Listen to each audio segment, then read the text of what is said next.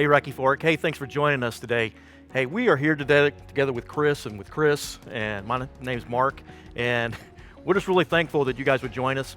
We wanted to talk about a couple things that are happening this summer and also recap a little bit about what's happening this year. Some really exciting things. Just to kind of kick off, Easter was really cool. Over 1,000 people here. So far this year, we've had 27 baptisms, which really puts us on pace to break some records, so that's exciting in itself. Really looking forward to some of the preaching things that have come up and the preaching topics. We've talked about rooted, getting in the rhythm of being with God and in God and relationship with Him. We finished up a sermon series on the book of James, which was really cool to be able to discuss some things. You know, James is kind of that person that's kind of practical and really gives some down-to-earth studies. And then next we're looking at Chosen, the series of Chosen, Season 2. Last year, if you were with us, we went through the summer and did Season 1. This year we're doing Season 2. And really excited to be able to preach about that on Sunday mornings and then be able to view it together as a church on Sunday evenings. So really excited about that. And again, let's go back to the baptisms a little bit, because I think that there's something there that we haven't really addressed in the past. We tried to, but when someone makes a decision to become a follower of Christ, when they are baptized, being able to make sure they continue to grow, right, in their faith walk. Chris Brandt has come on the past couple years, and really just kind of helped us to make that transition to further the discipleship walk. So Chris, kind of tell us what's happening once somebody becomes a new believer. A new believer, yeah. So 27 different people this year. That's just amazing. What that says is the kingdom's growing, and it's growing right here. So God is using Rocky Fork in ways that is amazing, and that's not any of us on stage. That's the Rocky Fork family that is that is doing that. So the thing that we want to do, is we know that right after you make that decision to follow Jesus, right after you have committed your life to Him and you've been baptized, you're on fire and you're ready to go. But that's the time when the enemy will attack, because he wants to throw you off course. He's had you off course for your whole life up to that point. And now he wants to get you back off track. So what we want to do is we want to partner you with somebody, a new believer. We want to partner them with someone who is already in the midst of their faith journey. So that's kind of the goal, and that program is called Stride. And so what we really need are people who could come alongside new believers and just walk with them. You don't have to be a Bible scholar. You don't have to be an expert. You don't have to be, honestly, if you know Jesus, you know enough. We'll give you a guide, some talking points. You get together once a week for coffee or lunch or dinner or whatever works in your schedule, and just spend some time together talking about Jesus and what impact He's had in your life and what impact He will have in a new believer's life. So yeah, if you are interested in being a Stride partner, I would love to hear from you. Please make sure you let us know, let one of us know, anybody on staff, and we'll get you plugged in that way, because we have plenty of folks who are looking for a Stride partner. And then that's just the first real step in the discipleship pathway, right? We kind of unveiled that early this year. We want to know Jesus and love like Him. That's been our mission statement for a while, and we unrolled this discipleship pathway to know, grow, and go. We want to know Jesus more, we want to grow more in our relationship with Him, and we want to go and do things for Him. So the first step in that discipleship pathway is just getting people to know Jesus, to know more about Him, to learn more about Him, and then to grow in their faith. So those two pieces move people, and then they are compelled. Their faith compels them to go and do things. So that's really the discipleship pathway in a nutshell. And and one of the ways that we try to encourage people to continue on that pathway is through community groups. And this spring we had really a great, successful community group session. We had 241 people signed up for groups, so that's about 60% of our average adult attendance for the spring. So that's awesome, but you know what? I would love it if that number was like 75 or 80%. Because what happens in groups is you form relationships with people and you grow closer to them with Jesus at the center. And that's what really makes community groups effective. Because we know that it's not just, you don't do this on your own. Nobody is a believer by themselves. Being a believer in Jesus, being a follower of Jesus necessitates that you do that with someone else. And so that's one of our goals. And so, Chris, could you just kind of emphasize maybe a little bit more about how we're doing that just outside of community groups? Yeah, so, you think about the benefit that we have of spending time together each week, right? Many days of each week, and how we get a chance to talk, and we strategize, we plan, we do business things for sure, but we also get to know each other and get to visit and things like that.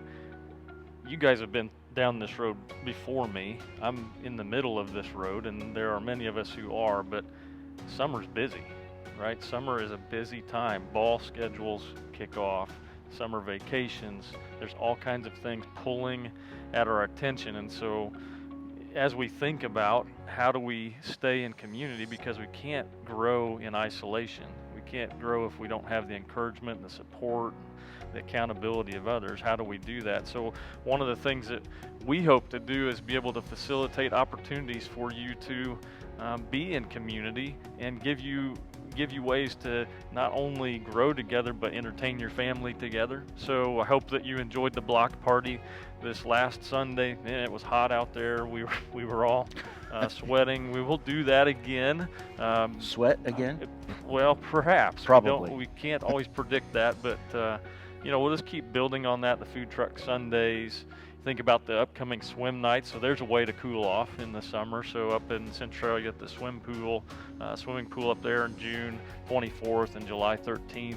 Those are great opportunities to get together as a church family, but also to extend the invitation out. It's not exclusive or closed just to our family here at church, but that's a great way to introduce people into the family, and then hopefully that results in them being here on Sundays. We'll have a movie night or two this summer where we'll put up the big inflatable movie screen and we'll show a kid-friendly movie out in the parking lot and have snacks and drinks and things like that.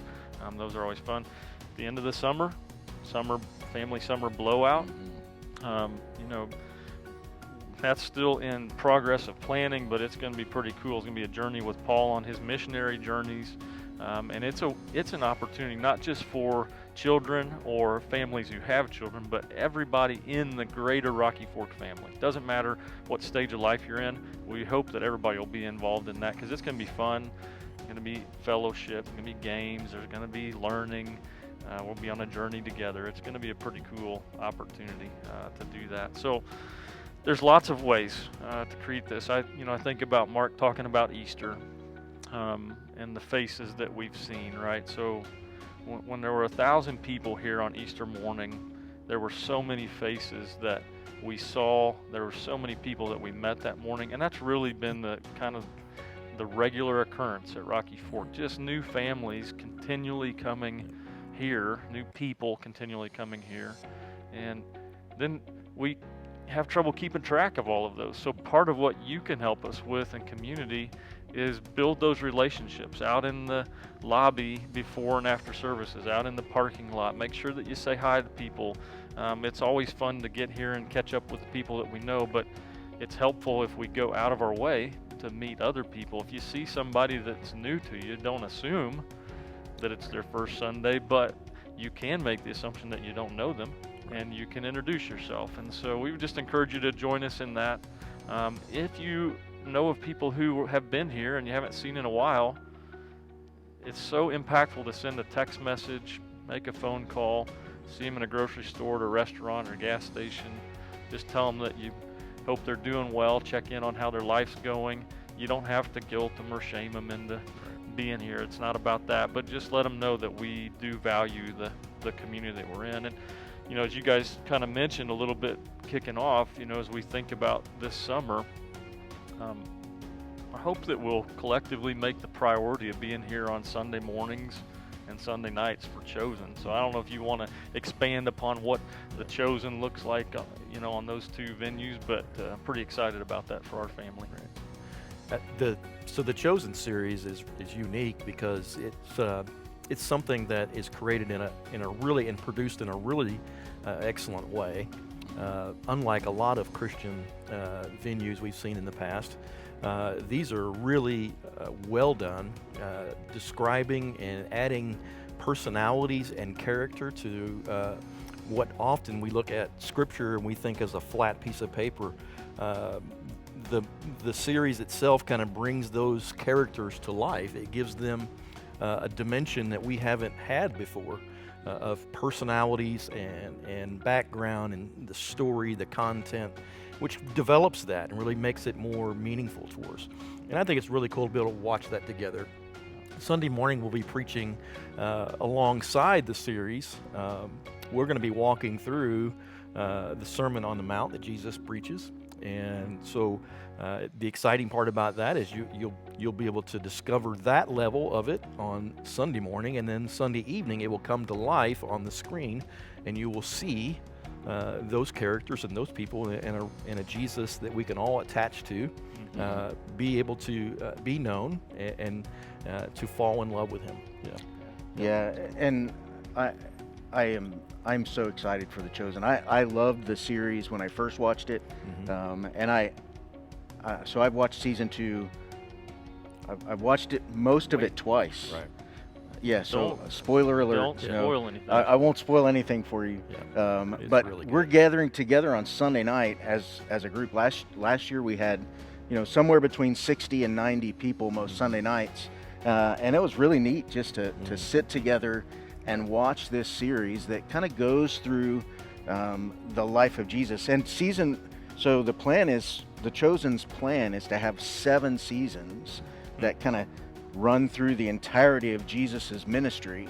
And so season 1 and season 2 are really kind of the introduction of who Jesus is and who the key players are, the apostles, his disciples, his followers, and kind of going through some of the early stories of Jesus's ministry. But season 2 is really, really unique, just in the way they go about telling the story. And so we gather together on Sunday nights at 6 p.m. and we're going to start this coming Sunday, June 19th, and we're going to watch it. And the episodes last anywhere from 45 minutes to an hour, so you'll be here until 6:45 or 7, and then afterward, if you want, we're going to have groups. We'll break into little groups, and we'll just kind of go over what we just watched, spend some time in discussion, and that was really cool last year, kind of seeing different people's perspectives on The Chosen. So that was a lot of fun last year, and it was really, like you said, Mark, it just adds some context to what we read in Scripture. We know the names Peter and Andrew and James and John, but seeing those characters is really, really kind of awesome. Right. Yeah, it's exciting to be able to put a face and the name together and have a visual image in your head what that might look like. Yeah. I love to see those personalities come out. And be able to think about, like, how do we apply God's word to our lives, and to see how patient and calm Jesus is when he interacts with people that are not patient and calm. To see how impatient and not calm some of the disciples are, and then I think, man, that's a lot how I respond. They're like me. It's pretty cool to see that. But well, thank you guys for explaining that. As we as we wrap up our newsletter, maybe it's important to speak to that. We hope that this is beneficial to you, that when we take some time to just bring you a little bit of a preview, a little bit of a reflection of what's going on around the church. Our desire is just to keep you informed, and so we'll continue to do these newsletters. Occasionally it'll be something like this. Other times maybe one or two of us filmed independently, and we'll just continue to mix that up. We always welcome you to reach out if you have any questions, if you need anything from us. We're here for you, and we just really love getting a chance to interact with you. As fun as this is, guys, as fun as this is to sit here on the stage and talk kind of to each other and talk to a camera and pretend and imagine the faces that are maybe watching at different times, it's so much better to see people in person. So we hope that you'll stay connected. You'll join us for all the different things that are going on. Keep up with us on the app. And, I guess I'll just close with this. One of the things that really made me happy as we start off is this morning when Mark introduced us, he didn't say, "I'm Mark, and this is my brother Daryl, and my other brother Daryl." So from Mark and Chris, we love all of you. We're thankful that we get to be a part of your life. We're thankful that you're a part of ours, and we hope you have a great day, and we will see you soon.